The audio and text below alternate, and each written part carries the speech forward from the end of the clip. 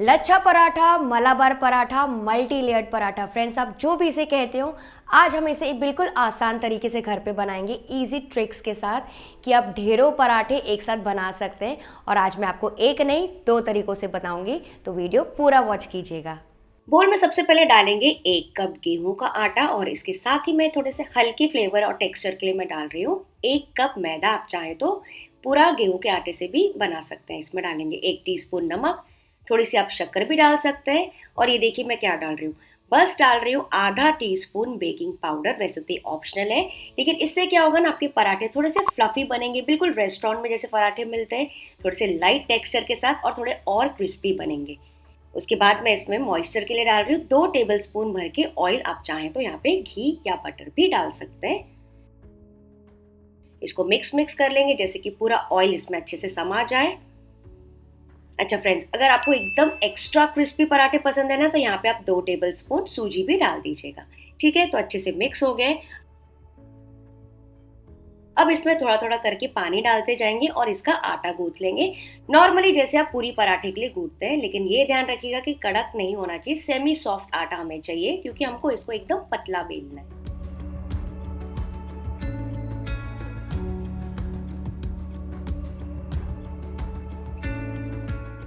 ये देखिए पूरा आटा एक तरफ इकट्ठा हो गया, इसको और थोड़ा चिकना कर लेंगे 2-3 मिनट के लिए। ये देखिए एकदम सेमी सॉफ्ट है।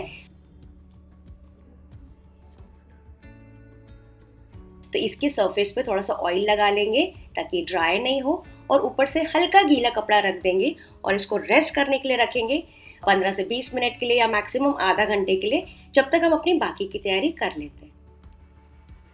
अच्छा, नेक्स्ट यहाँ पे बोल में मैंने लिया है 2 टेबलस्पून भर के रूम टेम्परेचर वाला मक्खन, वही सॉल्टेड मक्खन जो हमारे घर पे होता है। साथ ही पराठे के फ्लेवर के लिए मैं डाल रही हूँ 1 टेबलस्पून घी, ये मेरा पर्सनल फेवरेट है। अगर फ्रेंड्स आपको चाहिए तो सिर्फ बटर या सिर्फ घी भी यूज कर सकते हैं, आधा आधा यूज कर लीजिए। फिर मैं इसमें डाल रही हूँ 2 टेबलस्पून भर के बारीक कटी हुई लहसुन। तो यहाँ पे मैंने ग्रेट करके फ्रेंड्स लहसुन डाला है, ताकि जो लहसुन है ना अच्छे से समा जाए बटर में और स्प्रेड करने में आसानी हो।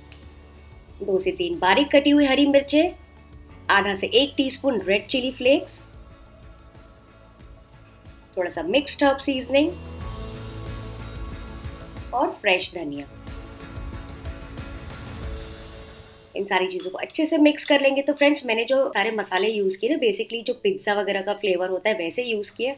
अगर आपको इसको एकदम देसी फ्लेवर देना है ना, तो इसी में आप थोड़ी सी धनिया पाउडर, जीरा पाउडर, पाव भाजी मसाला वगैरह भी डाल सकते हैं।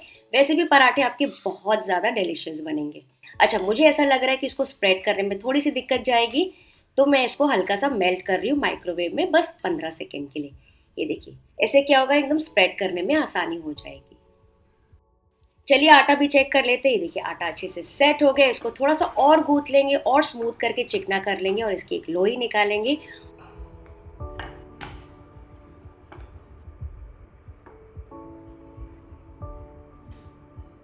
और थोड़ा सा सूखा आटा अगर आपको लगे तो स्प्रिंकल करके एक बड़ी सी रोटी बनाना है। तो फ्रेंड्स, यहाँ पे आपको एकदम बड़ी सी पतली सी रोटी बनाना है। कोई भी शेप की आप बना सकते हैं, टेढ़ी मेढ़ी भी होगी तो चलेगा, थोड़ी सी फट भी जाएगी तो चलेगा। वो क्यों, मैं आपको आगे बताती हूँ। ये देखिए बड़ी सी पतली सी रोटी मैंने बना ली, एकदम ट्रांसपेरेंट जैसी लग रही है। आप देख सकते हैं मेरे हाथों में, बिल्कुल ऐसा चाहिए हमको। अब इसके ऊपर हम डाल देंगे करीबन 2 टेबलस्पून भर के ये बटर का मिक्सचर, और इसको अच्छे से स्प्रेड आउट कर लेंगे। तो ब्रश से इसको एकदम स्मूथ कर लीजिए। तो चारों तरफ अच्छे से ब्रश कर लेंगे, सारे कोनों में भी, ताकि चारों तरफ से एकदम बढ़िया सा फ्लेवर आ जाए इसका। और अब देखिए फ्रेंड्स, मैं क्या कर रही हूँ, नॉर्मली हम बचपन में जैसे पंखा बनाते थे ना पेपर का, बिल्कुल वैसे ही ऐसे फ्लिप एंड फोल्ड, मतलब ऐसे वेव्स बनाते जाना है, या फिर क्रीज बनाते जाना है, या फिर साड़ी की प्लीट्स बनाते हैं ना, बिल्कुल वैसे ही ऐसे प्लेट्स बनाते बनाते एंड तक के जाएंगे। और जब आपका पूरा पंखा तैयार हो जाएगा, फिर ये देखिए मैं क्या कर रही हूँ, इसको थोड़ा सा और स्ट्रेच कर लेंगे। क्योंकि हमने इसमें मैदा डाला, इसलिए मैंने आपको कहा था अगर आप मैदा डालेंगे तो आपका जो पराठा है थोड़ा सा हल्का बनेगा। तो मैदे की इलास्टिसिटी की वजह से ये थोड़ा सा स्ट्रेच आउट ऐसे कर लीजिए, और उसके बाद इसको ऐसे रोटेट करेंगे।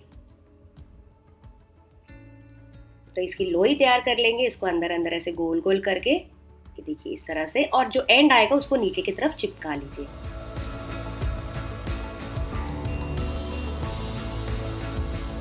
आप देख सकते हैं कितने बढ़िया वेव्स आए, कितने अच्छे लच्छे आए इस पराठे की लोई में। और आपको चाहिए तो इसके ऊपर थोड़ा सा तिल, कलौंजी, धनिया वगैरह भी डाल सकते हैं। इसी तरह से दूसरी लोई भी बेल लेंगे और पिज्जा कटर की मदद से ऐसे ऐसे लंबे लंबे स्ट्रिप्स में काट देंगे, मतलब लंबे लंबे लच्छे या पट्टियाँ आप कह सकते हैं। कोई भी धारी वाली चाकू से या फिर इसको पिज्जा कटर से काट लीजिए। उसके बाद ये देखिए मैं क्या करी, उसको ऐसे साइड में गैदर करते जाएंगे, यानी कि सारी पट्टियों को एक साथ इकट्ठा करेंगे। इसी की वजह से लच्छे बहुत अच्छे बनेंगे जब आप पराठा बेलेंगे तो।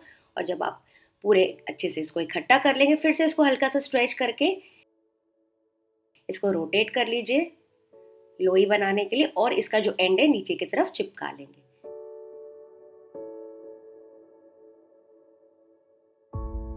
तो ये दूसरा तरीका था बनाने का। और अब इसको बेलना स्टार्ट करेंगे।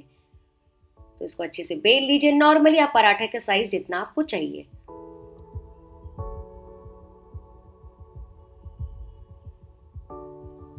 ये देखिए इतना मोटा और इतना मैंने इसको बेल लिया है जितना आपको बड़ा चाहिए। और यहाँ पे मैंने तवा रखा है गर्म होने के लिए मीडियम हाई फ्लेम पे। इसको इसमें डाल देंगे और इसको दोनों तरफ से सेकते जाएंगे, पकाते जाएंगे, नॉर्मली जैसे आप बनाते हैं पराठा। तो बस ये आपको ध्यान रखना है कि फ्लेम एकदम हाई नहीं होना चाहिए, लो मीडियम के बीच में होना चाहिए। तो ही वो अंदर तक के अच्छे से सिकेगा और लच्छे आपके अलग अलग होंगे अंदर से पकने की वजह से।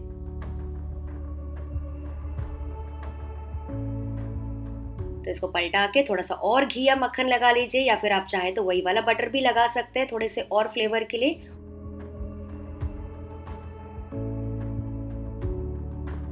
और इसको पलटा पलटा के इसे बटर लगाते जाएंगे जैसा क्रिस्पी आपको बनाना है। ये देखिए मैं इतने कलर का इसको मैंने बनाया है।